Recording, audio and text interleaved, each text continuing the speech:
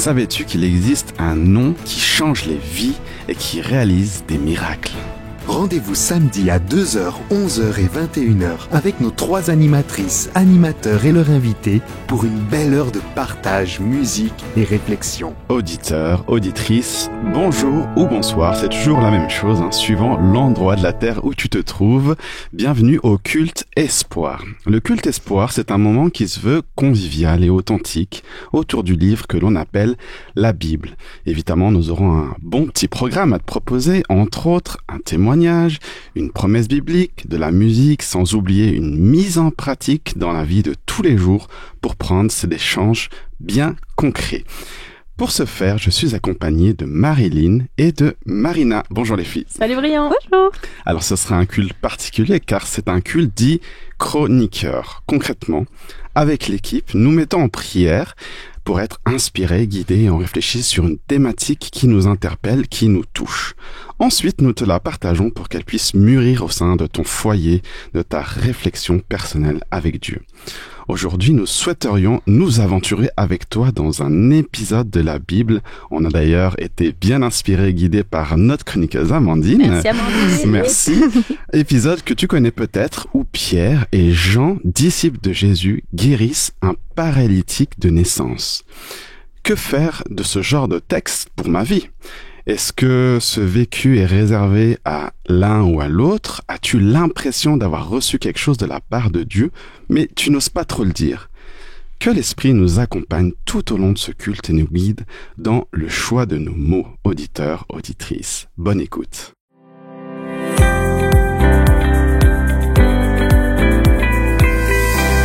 Nous commençons généralement toujours par la chronique « Dieu dans ma semaine », une chronique où nous te partageons ce que nous pouvons vivre avec Dieu, Dieu relationnel, Dieu concret.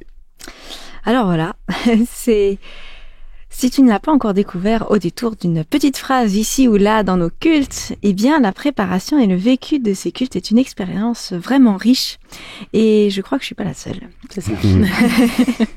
Alors cette semaine, je voulais vous partager quelque chose en lien avec ce texte qui m'a interpellée. On a créé un petit groupe WhatsApp pour échanger, préparer, partager nos réflexions. Et suite à un des échanges, je suis rentrée avec ce qui avait été dit en tête et j'ai dit à Dieu, Seigneur, il y a des choses que j'ai en tête suite à ce qui a été dit. Et il y a certaines autres qui sont venues un petit peu frotter. Et je veux écouter, entendre ce que tu as pour moi dans ce texte et ce que tu veux nous amener à partager avec l'auditeur. Pas juste être dans la réaction. Et donc, j'ai pas fait de retour tout de suite. J'ai eu un rendez-vous dans la soirée, puis l'occasion de poser certaines actions suite à l'échange que j'ai eu. Et je crois que Dieu m'invitait à faire ces choses que j'ai donc mis en place. Et puis le lendemain matin, je m'attaque à la lecture du texte de la Bible de ce culte. Et voilà qu'en continuant la lecture, pour avoir le contexte, je tombe sur cette affirmation qui est faite dans le texte qu'on partagera. C'est par la foi en Jésus que cette personne a été affermie sur ses jambes. Et là, bing. Il faut dire qu'en fait, ça fait des mois, ça fait vraiment un certain temps que j'ai un texte qui est pour moi une promesse. Parce que sur certains points particulièrement, je me sentais un peu bancale, même bien bancale. Et cette promesse, eh bien, elle invite à faire des voies droites pour que ce qui est fragile ne se casse pas, mais soit guéri. Alors, je me cramponnais à ça.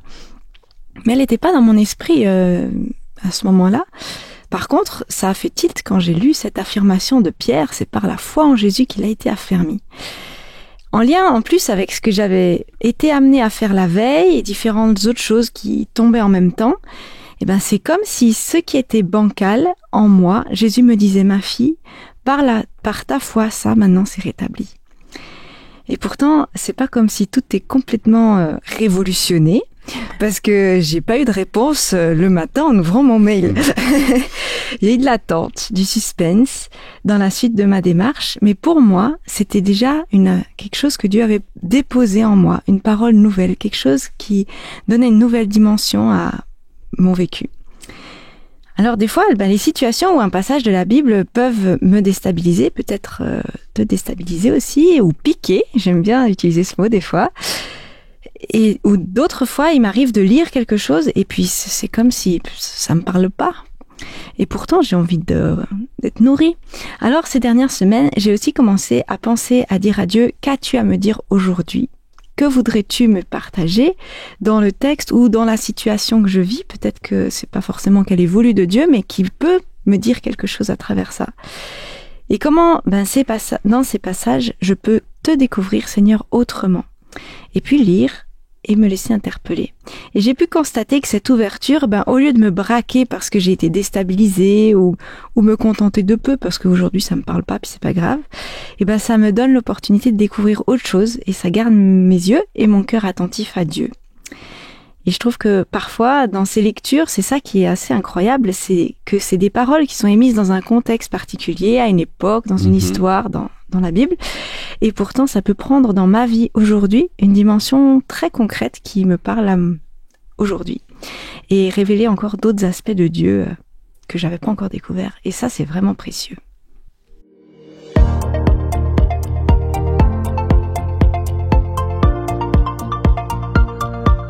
Marilyn, que nous proposes-tu pour la promesse du jour ? Alors, la promesse que je vous partage aujourd'hui se trouve dans la lettre aux Hébreux, qui est à la fin du Nouveau Testament, un peu avant l'Apocalypse. Donc, la lettre aux Hébreux au chapitre 12 et au verset 12. C'est facile à retenir. C'est pourquoi, redressez vos bras fatigués, rendez plus forts vos genoux tremblants, faites de bonnes pistes pour vos pieds. Alors, ce qui boite ne se tordra pas la cheville, au contraire, il guérira. C'est une promesse pour moi de restauration, de guérison pour les genoux tremblants. Peut-être que tu as des jambes ou des bras fatigués physiquement, peut-être moralement, plus envie d'avancer ou tu vois bien qu'il y a des choses qui ne sont pas droites dans ta vie.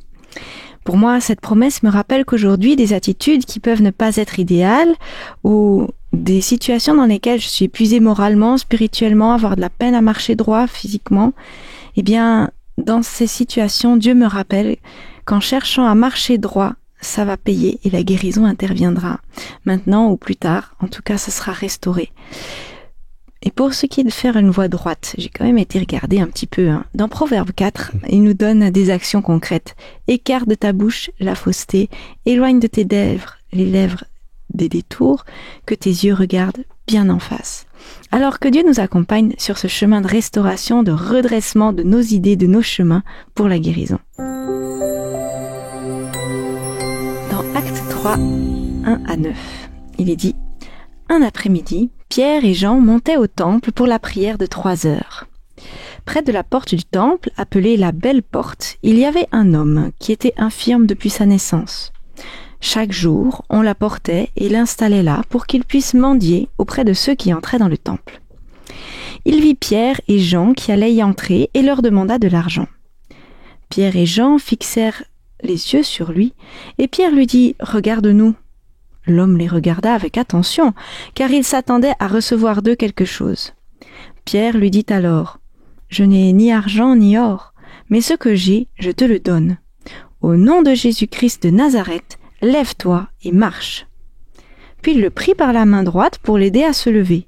Aussitôt, les pieds et les chevilles de l'infirme devinrent fermes. D'un bond, il fut sur ses pieds et se mit à marcher. Il entra avec les apôtres dans le temple en marchant, sautant et louant Dieu. Toute la foule le vit marcher et louer Dieu. Cette histoire, c'est l'histoire de plusieurs rencontres. Tout d'abord, nous avons Pierre et Jean. Ce sont des amis de longue date. Ils étaient pêcheurs en Galilée. Chacun a rencontré Jésus. Ils ont développé une relation personnelle avec Jésus. Mais ils ont vécu ensemble des expériences fortes avec lui. Des expériences qui les ont changés. Pour te donner un petit aperçu de leurs expériences avec Jésus, dans Marc 5, 37, Pierre, Jacques et Jean ont accompagné Jésus chez Jairus, chef de la synagogue. Et ils ont été témoins de la résurrection de sa fille par Jésus. Ah ouais. Ouais, quand même. C'est pas mal. Déjà une belle étape. Dans Marc 9, 2, Pierre, Jacques et Jean accompagnent Jésus dans une haute montagne. Ils vont être témoins de la transfiguration de Jésus, un bien grand mot. Ils voient Jésus dans sa gloire et ils vont le voir parler avec Élie et Moïse. Et Dieu va leur dire que Jésus est son fils. Et puis dans Marc 14, 33, Jésus les prend à part dans le jardin de Gethsémani avant qu'il soit arrêté et crucifié. Et il leur demande de veiller et de prier. On sait aussi que Pierre et Jean ont reçu un cadeau très spécial de Dieu, le Saint-Esprit, comme une force qui vient de Dieu et qui accompagne désormais leur quotidien. Dans Actes 2, 33, Pierre dit « Jésus a été élevé à la droite de Dieu et il a reçu du Père le Saint-Esprit qui avait été promis et il l'a répandu sur nous. » Dans Actes 1, 8, Jésus leur dit « Vous recevrez une force quand le Saint-Esprit descendra sur vous et vous serez alors mes témoins. » Les disciples dont Pierre et Jean font partie sont appelés par Jésus à témoigner, guérir et libérer en son nom, le nom de Jésus et par la force du Saint-Esprit. Alors, Pierre et Jean sont des croyants qui sont en marche. Et dans notre histoire, on apprend qu'ils étaient en train de monter au temple. Alors, monter ici, ça vient du grec, attendez, anabaino. Je parle pas encore grec couramment. C'est le mot qui est utilisé dans le verset et qui dit que Jésus monta sur une colline pour prier. Dans Matthieu 14, 23, Jésus va donc à la rencontre de Dieu. Tout comme Pierre et Jean vont dans notre histoire aussi à la rencontre de Dieu. Anabaino, ça veut dire s'élever, ça veut dire grandir. Et je comprends que aller à la rencontre de Dieu, ça va m'élever, ça va me faire grandir. Je trouve que c'est une assez chouette image déjà. Et quand on va d'ailleurs à la rencontre de Dieu, finalement, ça nous fait aller à la rencontre de l'autre. La boucle est bouclée, comme on dit. Ici, l'autre, c'est un homme boiteux de naissance. Il peut pas marcher, il est infirme, il est paralysé. Quel est son nom, son histoire, son origine, son passé, ses expériences ? On ne le sait pas dans ce texte. La seule chose qui le définit, c'est son handicap, c'est sa paralysie. Il est réduit à cela d'ailleurs par l'auteur et du coup par nous, les lecteurs, les gens qui le voient. Peut-être aussi que même lui-même se réduisait uniquement à ça finalement, rien que ça. Notre homme est dépendant de ses mouvements. Verset 2, il est dit que on le portait, on le plaçait à la porte.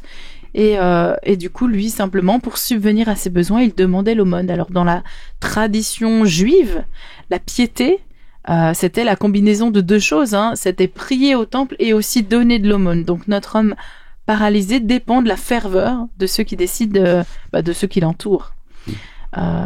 Mais pourtant, c'est un homme qui est vraiment exclu. Il se trouve à la porte de ce temple appelé la belle porte. C'est sans doute une grande frustration pour lui. Il est au seuil de cette belle porte, mais il n'a pas accès à ce lieu. Un lieu qui est social à l'époque, très important, un lieu d'échange, un lieu de partage. Ça semble un peu ironique, cette belle porte qui n'accueille pas le malade. Alors, est-ce que cet homme est résigné ? Il est assis, passif, à attendre en même temps. Il est là tous les jours. Ça montre tout de même une démarche, une volonté de vivre, une volonté de survivre, de s'en sortir. Et il demande l'aumône. Il est en demande, il est en recherche de quelque chose. Mais on va comprendre qu'il y a plus pour lui. On apprend qu'il attend de recevoir. Mais peut-être qu'il n'attend pas la bonne chose. Et voilà que notre rencontre entre nos trois protagonistes arrive. Alors regardons les étapes de cette rencontre. En fait, cette rencontre commence avant la rencontre. Si Pierre et Jean ne s'étaient pas mis en marche, la rencontre avec l'homme paralysé n'aurait pas eu lieu. Et quand on se met au service de Dieu, quand on veut vivre avec et pour Dieu, cela va nous amener à rencontrer l'autre, à rencontrer les enfants de Dieu. Alors, la première étape, c'est de se mettre en marche. Et puis, il y a le regard. Le texte nous dit que l'homme vit Pierre et Jean, au verset 3. Et le dictionnaire nous dit que voir, c'est enregistrer l'image de ce qui se passe dans le champ visuel d'une manière passive, sans intention préalable. Donc l'homme a l'habitude de voir, être vu, mais pas d'être regardé. Et il est dit que Pierre, comme Jean, fixa les yeux sur lui, au verset 4. Alors le terme utilisé là, c'est athénizo. Moi aussi, j'ai pas encore fait grec couramment. Regarder, se concentrer sur, c'est ça ce que ça veut dire, ce verbe. Et d'ailleurs, ils lui disent « regarde-nous ». Regarder, c'est chercher à percevoir, à connaître par le sens de la vue. Prêter attention à quelqu'un, s'intéresser, s'inquiéter, témoigner de l'intérêt. Pierre, en le regardant, humanise l'homme. C'est un peu comme s'il lui disait « tu existes, je te vois, je m'intéresse à toi, ne fuis pas du regard, n'aie pas honte. Rentrons en contact, que nous puissions avancer ensemble. » Cette rencontre force l'arrêt. C'est un imprévu sur le chemin de Pierre et Jean qui prend du temps et qui change le programme. Se mettre au service de Dieu, c'est accepter les surprises, les imprévus, les changements de plan, aller à la rencontre de l'autre. C'est prendre du temps, s'intéresser à l'autre dans une démarche volontaire et active. Puis il y a la parole. Pierre lui dit « Je n'ai ni or ni argent, mais ce que j'ai, je te le donne. » Il lui adresse la parole. « Tu existes, je te parle. » Sa proposition, ce n'est pas ce que la société lui propose.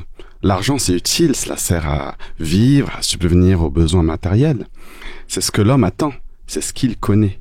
Il n'attend pas plus, peut-être pense-t-il qu'il ne mérite pas plus. Pierre lui dit « Ce que j'ai, je te le donne. » On sait que Pierre il l'a reçu comme cadeau, le Saint-Esprit. Que produit l'Esprit? La lettre Galates, chapitre 5, verset 22, nous dit « Mais ce que l'Esprit Saint produit, c'est l'amour, la joie, la paix, la patience, la bienveillance, la bonté, la fidélité, la douceur et la maîtrise de soi. » Pierre a reçu et il donne à son tour. Donne ici, didomi, en hébreu, veut dire cadeau. Il fait don des fruits de sa foi. Il croit que Jésus peut sauver cet homme. Alors, il lui dit, au nom de Jésus de Nazareth, au nom de Jésus-Christ de Nazareth, lève-toi et marche. Il déclare la guérison sur la vie de cet homme au nom de Jésus. Il déclare la délivrance de sa paralysie. Il lui offre une nouvelle perspective, un nouveau chemin.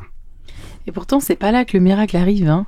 On y parvient à l'étape juste après, à propos de ce geste, de cette main qui est tendue vers lui, verset 7. Le prenant par la main, il le fit lever. Donc là, on a 2 actes de foi. Le premier, c'est prendre par la main, et là on peut penser à ces fruits de l'esprit dont tu parlais, hein, qui est aussi de l'amour, la compassion vers la personne qui est devant lui. Il prend la main et il veut accompagner cet indésirable, hein, cet homme indésirable, et d'autre part il fait lever cet homme infirme. Et Pierre croit que Dieu peut tout, et il veut partager ce miracle en fait à ce moment-là. Et il y a cet acte de foi de l'homme paralysé qui va accepter ce geste et qui accepte cette aide, qui accepte de se lever. Qui accepte de sortir de sa routine rassurante dont il a pris tellement l'habitude et à laquelle il s'était résigné dans un sens. Il se laisse élever, il accepte le miracle de la foi, il accepte cette rencontre, être élevé vers Dieu, cette rencontre vers Dieu. À ce moment-là, quand les mains se rencontrent, des mains tendues, des mains qui sont saisies, le miracle se produit dans ce verset 7. Au même instant, ses pieds et ses chevilles devinrent fermes. Quand on sert Dieu, un regard, une parole, un geste peuvent remettre un homme debout, une femme debout. Au nom de Jésus, des miracles ont lieu dans les vies, et ça, je le crois fermement. Par notre manière d'être avec l'autre, on peut rendre témoignage, donc le déclarer, le dire. Dieu peut, si tu le souhaites, se servir de toi pour toucher les cœurs, changer les vies. Est-ce que tu es prêt à accepter d'être au service de son miracle?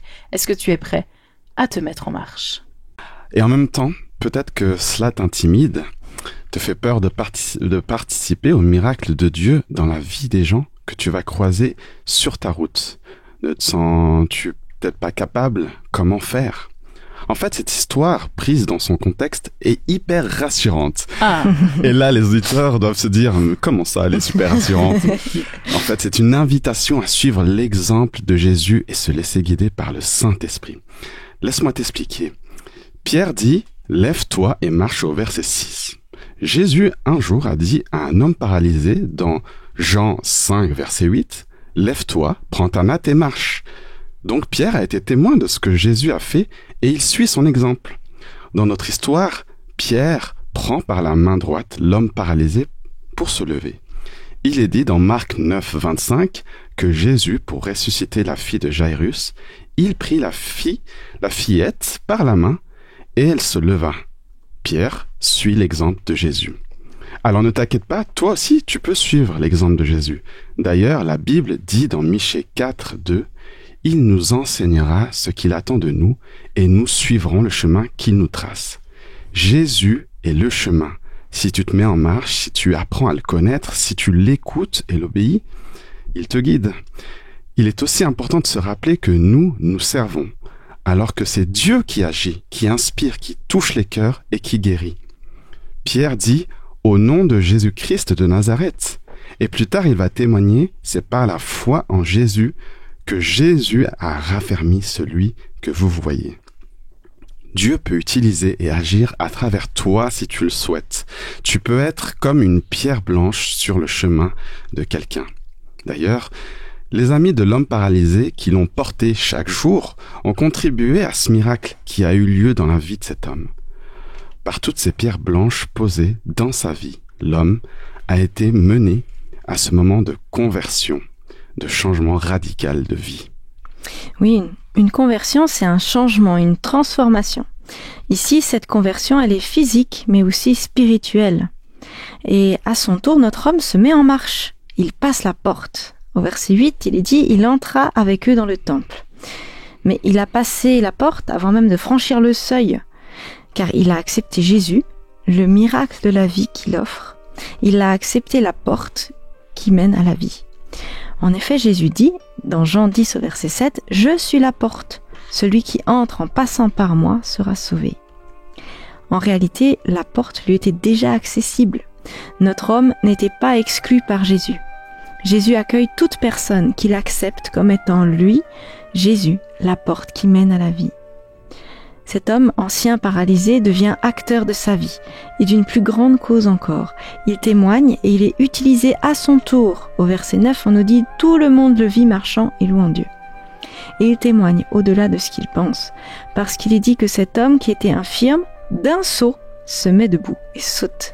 Et dans la Bible, il est dit qu'à la venue du Messie, ça c'est marqué dans Isaïe 35 verset 6, « Les boîtes bondiront comme des cerfs ». Cet homme prophétise, il annonce le retour de Jésus. Voilà une belle promesse.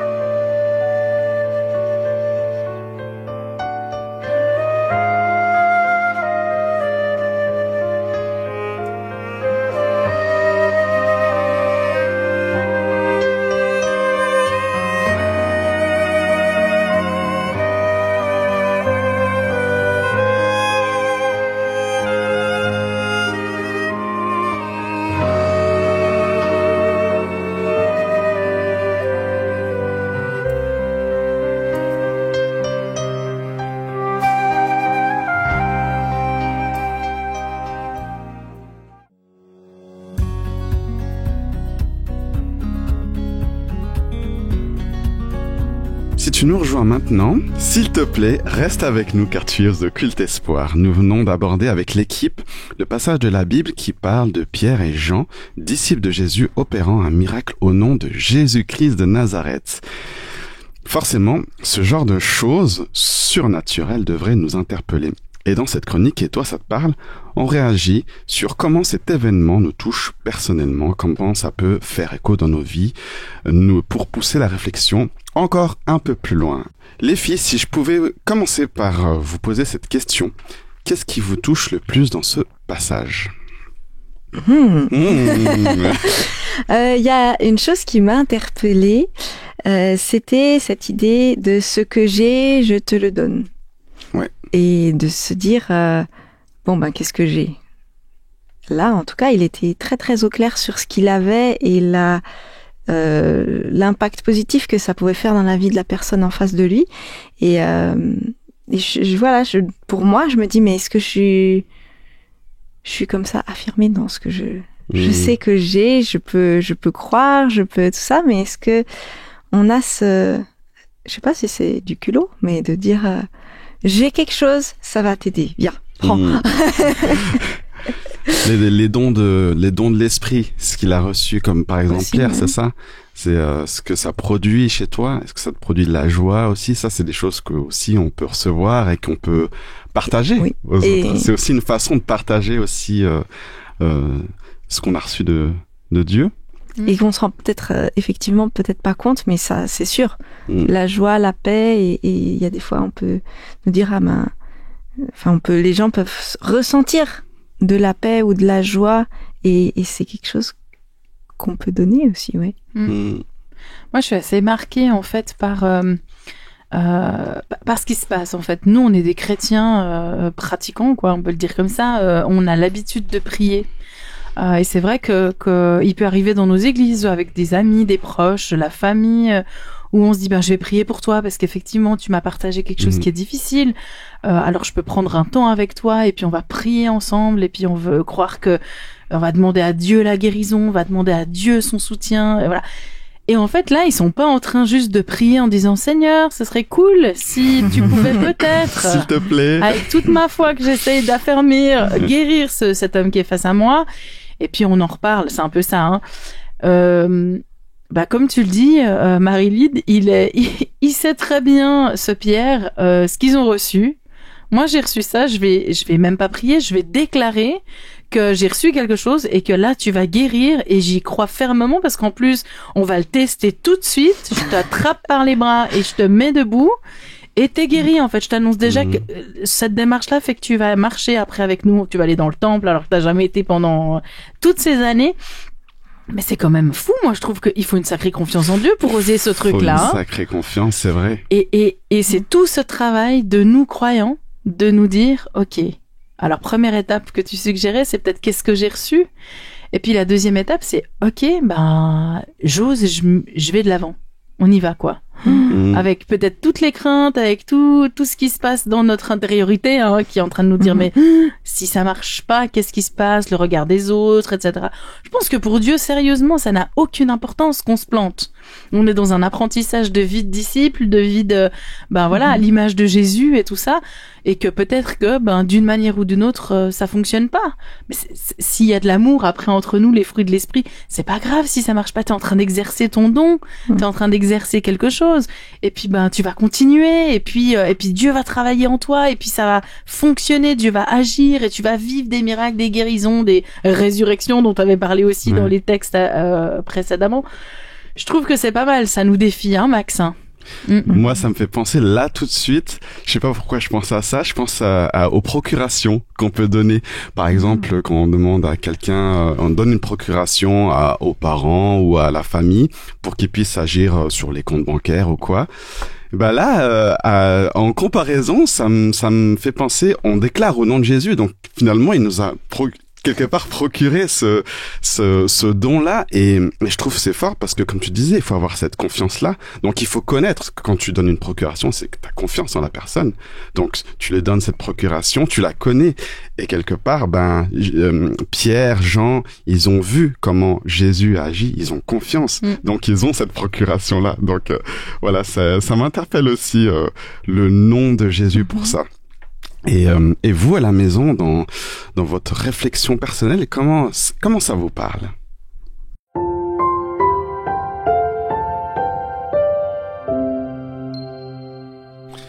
Te voilà dans la chronique Dieu agit, une chronique dédiée au témoignage, au vécu, à l'expérience avec Dieu. Je ne t'en dis pas plus, je te laisse écouter le témoignage qui suit. Je m'appelle Fanny Païta, ostéopathe. Je suis mariée et maman de 2 petits garçons. Je suis née dans une famille chrétienne, mais ces textes sur la guérison m'ont parfois questionnée. Vous vous dites peut-être comme moi à une époque, mais c'est bien beau toutes ces histoires de guérison dans la Bible. C'était il y a 2000 ans, qu'est-ce que ça change pour moi aujourd'hui? Et est-ce que de nos jours on voit encore des guérisons miraculeuses comme celle-là?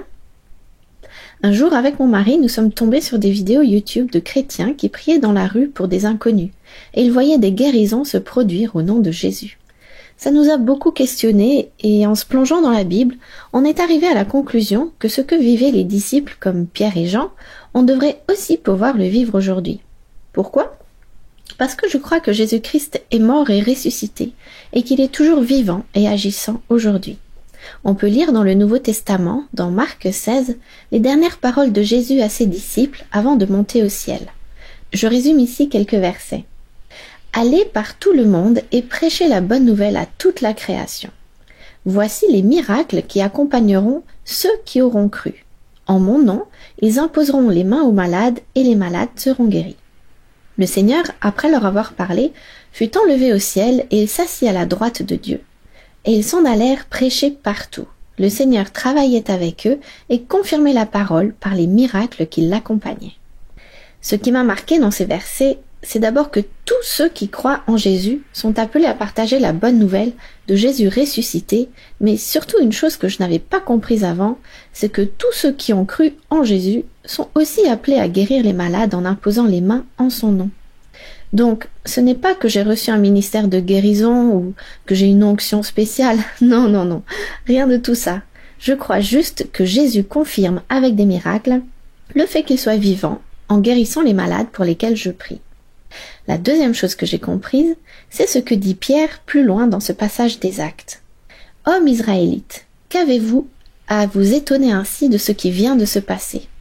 Pourquoi nous fixez-vous avec tant d'insistance comme si c'était nous qui, par notre propre pouvoir ou notre piété, avions fait marcher cet homme ? Non, c'est le Dieu d'Abraham, d'Isaac et de Jacob, le Dieu de nos ancêtres, qui vient ici de manifester la gloire de son serviteur Jésus. Et c'est parce que nous croyons en Jésus que la puissance de ce Jésus que nous avons invoqué a rendu à cet homme la force de se tenir debout. Oui, cette foi qui est efficace par Jésus a donné à cet homme une parfaite guérison. On voit donc que la guérison ne dépend aucunement de moi en tant que chrétienne, de mon niveau spirituel ou si j'ai assez prié ou lu la Bible ce jour-là, puisque ce n'est pas moi qui guéris, c'est la puissance du nom de Jésus-Christ. La Bible dit plus loin dans le Nouveau Testament, dans Philippiens 2:10, Dieu l'a souverainement élevé, donc Jésus, et lui a donné le nom qui est au-dessus de tout nom, afin qu'au nom de Jésus, tout genou fléchisse dans les cieux, sur la terre et sous la terre. Avec ces éléments, mon mari et moi, on s'est lancés dans l'aventure, tout comme Pierre et Jean, même si ça nous fichait un peu la trouille. On a trouvé d'autres chrétiens qui avaient l'habitude de cette façon d'annoncer l'évangile. Et nous avons commencé à sortir dans les rues de différentes villes pour arrêter des gens, leur demander s'ils avaient des douleurs dans leur corps et leur proposer la prière. Ceux qui acceptaient, on leur imposait les mains sur l'endroit qui leur faisait mal et on chassait la douleur au nom de Jésus. Souvent, instantanément, les douleurs disparaissent et les gens sont interloqués, et nous aussi. Cela nous permet de leur dire que nous n'y sommes pour rien, mais que c'est Jésus qui les a guéris parce qu'il les aime et désire une relation avec eux. On leur prêche Christ, mort et ressuscité par amour pour eux, et parce qu'il a vaincu le mal, il est tout puissant, aujourd'hui encore, pour les libérer de tous leurs maux. Parfois, les douleurs ne disparaissent pas tout de suite, et on doit prier plusieurs fois pour qu'ils aillent mieux. Certains autres sont guéris qu'une fois rentrés chez eux, comme on peut lire l'histoire du lépreux dans l'évangile de Luc 17 au verset 12. J'aurais tant d'histoires à raconter, car chaque guérison et chaque personne que l'on rencontre est unique. Mais je vais vous raconter 2 anecdotes. La toute première fois que j'ai prié pour un inconnu dans la rue, je suis tombée sur un jeune homme de 16-18 ans environ qui venait de se faire opérer du genou. Il marchait avec des béquilles sans poser le pied à terre. Quand j'ai prié pour lui, il a immédiatement senti un soulagement et a commencé à tester de mettre un peu de poids sur sa jambe. Il avait beaucoup moins mal. J'ai prié une 2e fois pour lui et là, il a essayé de faire des squats, il a même fait plusieurs pas sans ses béquilles et il n'avait plus du tout de douleur. J'ai été aussi surprise que lui, je dois vous avouer. On a passé plus d'une demi-heure à discuter de Jésus avec lui et son groupe de copains qui avaient été témoins de sa guérison miraculeuse. Une 2e anecdote, c'est un jour où j'avais rendez-vous chez mon esthéticienne. Bon, cette fois ce n'était pas une inconnue, mais je ne lui avais encore jamais témoigné de ma foi. En me recevant, elle m'a dit qu'elle avait failli annuler notre rendez-vous tellement elle se sentait mal. Elle souffrait subitement de terribles vertiges qui la rendaient très malade. Je lui ai dit que j'étais chrétienne et qu'en priant au nom de Jésus, il pourrait la soulager. Elle a accepté et j'ai posé ma main sur son oreille en commandant au vertige de partir au nom de Jésus. Elle m'a regardée abasourdie et m'a dit que tout était parti instantanément. Elle a passé le reste de notre séance sans aucun vertige et je lui ai parlé de Jésus-Christ pendant tout ce temps-là. Plus tard, elle est venue dans notre groupe de chrétiens qui se réunissaient chez des amis et cela a boosté sa foi. Vous vous demandez probablement, mais est-ce que ça marche à chaque fois? La réponse est non. Mais pourquoi donc, si Jésus est si puissant, ne guérit-il pas tout le temps? La vérité c'est, on ne comprend pas toujours tout. Ou peut-être qu'on manque de foi. Mais aussi parce que Jésus est souverain, c'est-à-dire qu'il connaît le cœur de chaque être humain qu'il a créé, et il connaît le chemin qu'il doit emprunter pour le toucher. Parfois c'est par une guérison physique, parfois c'est par un autre biais, mais Jésus nous demande simplement de partager son amour en priant pour les malades, et tout le reste, c'est lui qui s'en charge. Ça nous pousse aussi à rester humbles et à ne pas commencer à penser que c'est magique ou que c'est nous qui sommes à l'origine de ces guérisons. Il m'est arrivé par exemple de rencontrer des personnes qui n'avaient mal nulle part, ou pour qui il n'y a pas eu de guérison visible à nos yeux, mais pour qui Dieu m'a révélé des problèmes de non-pardon dans leur vie, ou d'autres choses de ce genre, qui ont amené à de grandes discussions, et surtout la paix de Jésus dans leur cœur. Mais finalement, lorsque nous partageons l'évangile à des non-croyants, il est plutôt rare qu'il ne se passe rien du tout. Jésus veut se faire connaître. Pour finir, je voudrais laisser sur vos cœurs que c'est l'amour de Jésus qui est au centre de tout cela. C'est parce que Jésus est mort pour moi que je suis poussée à agir pour partager cet amour à ceux qui ne le connaissent pas. Et parce qu'il aime aussi précieusement celui pour qui je prie, il l'invite à une relation personnelle avec lui en manifestant son amour par une guérison.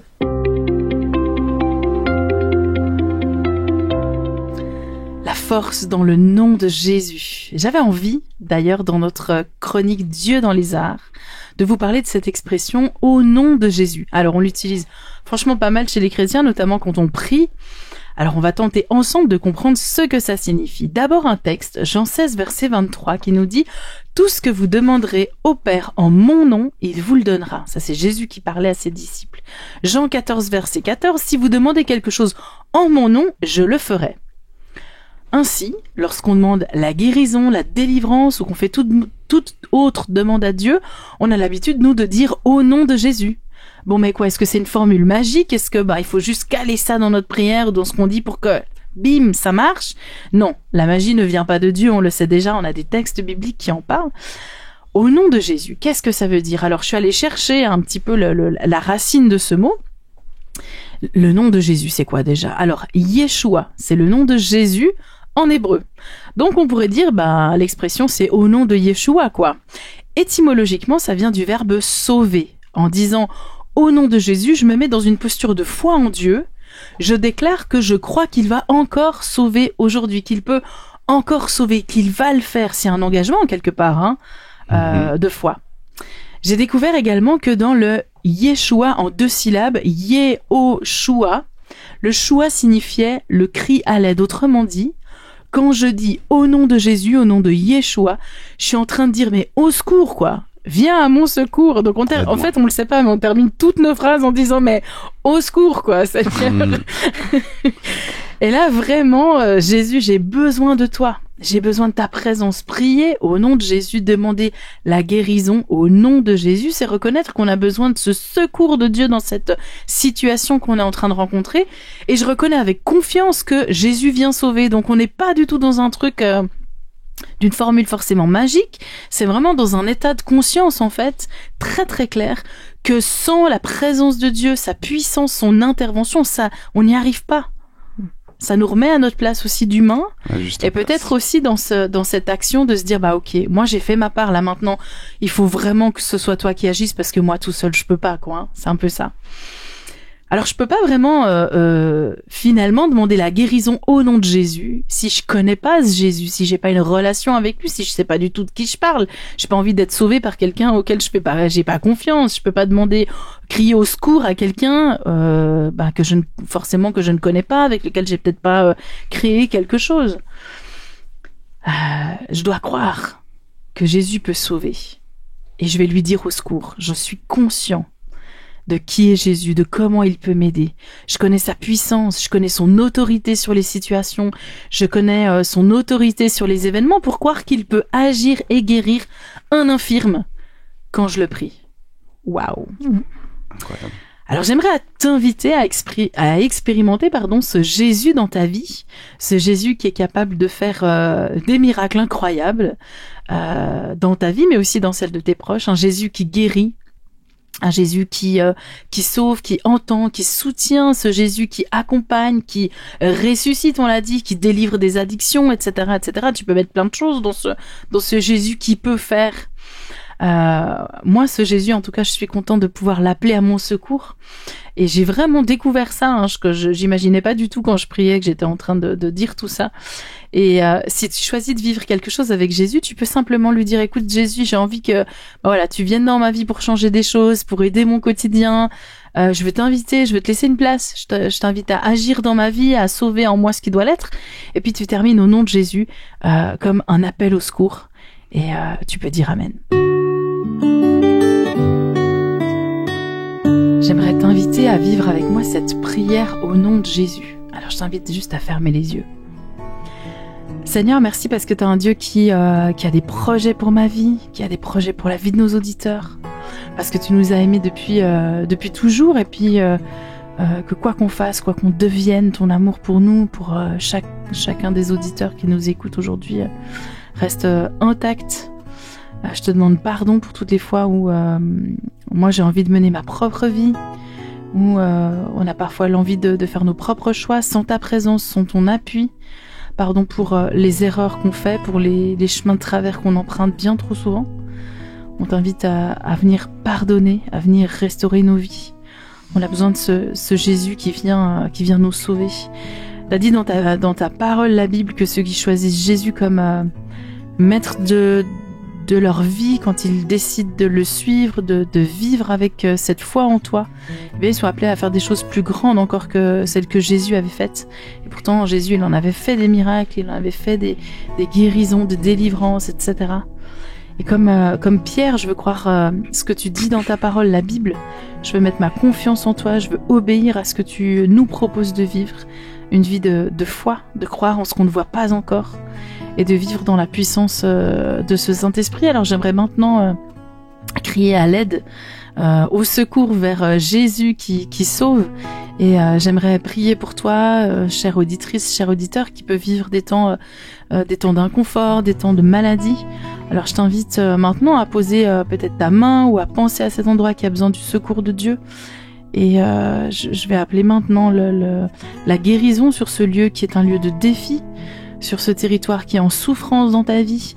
Je veux déclarer que les douleurs, que la maladie, que cet inconfort n'a pas sa place dans ta vie. Et j'appelle à une guérison maintenant, à la régénérescence des tissus, des cellules, le bon fonctionnement de ton corps, de tes émotions, de ton intelligence, de ton esprit aussi, sans délai. Je le déclare non pas par mes forces, mais avec le secours de Jésus et la puissance du Saint-Esprit dont on a parlé aujourd'hui. J'appelle Seigneur à un changement radical, visible, concret, pour que chaque auditrice, chaque auditeur et nous ici autour de cette table, nous puissions reconnaître incontestablement que tu es un Dieu qui agit encore aujourd'hui, que tu es le Dieu qui sauve encore.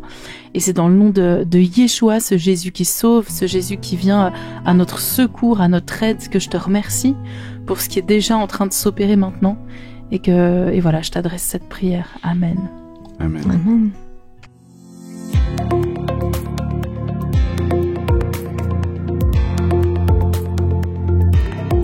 Nous ne te quitterons pas sans l'action du jour. Que nous proposes-tu, Marilyn? On est prêt. Attention. Alors, je vais reprendre cette phrase justement de Pierre qui dit « Ce que j'ai, je te le donne ». Eh bien, je voudrais te proposer de prendre le temps de réfléchir à la maison, ici aussi. Qu'est-ce que nous avons? Dieu travaille d'ailleurs souvent simplement à partir de ce qu'on a. Et des fois, c'est pas grand-chose. Il a fait des miracles avec 5 pains et 2 poissons. Et toi, qu'as-tu à offrir? Est-ce que c'est un cœur fatigué de souffrir, si tu connais ce chant? Ou est-ce que c'est sûrement aussi des talents, une expérience, des promesses que Dieu a pu te faire, que tu as pu voir se réaliser, une histoire de comment tu as été encouragé à un moment ou à un autre, un don particulier que Dieu t'a donné? Je te propose de prendre le temps de réfléchir à ce qui est à ta disposition. Mais peut-être que ton cœur est lourd, alors je te propose déjà de le déposer devant Dieu. Il est assez fort pour entendre ce qui nous pèse. Et puis, demande-lui de te rappeler ce qu'il a pu placer en toi. Ce que tu as pu vivre avec lui, tes qualités, tes talents. Et demande-lui comment faire quelque chose avec lequel tu pourras bénir les gens autour de toi. Comment pourrais-tu encourager, partager, semer des sourires et de la vie? On peut faire du bien avec toutes nos bonnes intentions, mais je crois que combiné à la puissance de Dieu, à son inspiration, ça devient vraiment puissant. Alors, à ton enquête, qu'as-tu à disposition? Que d'aventure, que d'aventure. Merci pour cette action, Marilyn. Nous arrivons déjà à la fin de ce culte et je te remercie d'être resté avec nous. On a parfois la chance de croiser certains auditeurs qui nous glissent toujours un petit mot d'encourageant. Alors merci à toi aussi pour ton soutien. Merci les filles pour cette aventure qui était aussi riche en échanges qu'en émotions. Ouais, c'est partagé. Merci Brillant. Merci évidemment à notre Père Céleste qui ne cesse de nous accompagner dans son amour infini. N'hésite pas à partager ce culte autour de toi, tes amis, la famille, tous ceux et à celles que tu penses. Quant à moi, je te dis encore merci et à la semaine prochaine. Ciao!